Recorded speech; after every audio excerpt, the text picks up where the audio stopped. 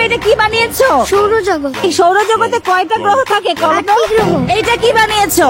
এটা হলো পৃথিবীর স্তর।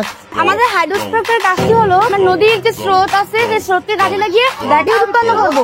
যেমন দেখেন এটা যখন ঘুরবে তখন এই যে মোটরটা, যে ডিসি মোটরটা, এইটা টারবাইন হবে।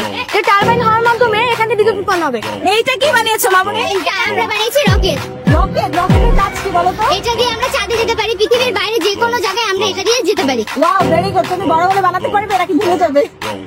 আমি ঠিক জানি না। এইটা কি বানিয়েছো? আমি এটা হাইড্রোলিক ব্রিজের কাজ কি? এটা যখন কোনো জাহাজ আসবে তখন এটা এভাবে খুলে এটা খুলে এখন তো ঘরে জাহাজ আসছে, খুলে দেখাতে পারবে? একটু দেখাও তো। ও ওয়াও, ভাই কি সুন্দর হয়েছে। এটা কি চাইলে বাংলাদেশেও সম্ভব? অবশ্যই পারবে তোমরা করতে? ইনশাআল্লাহ।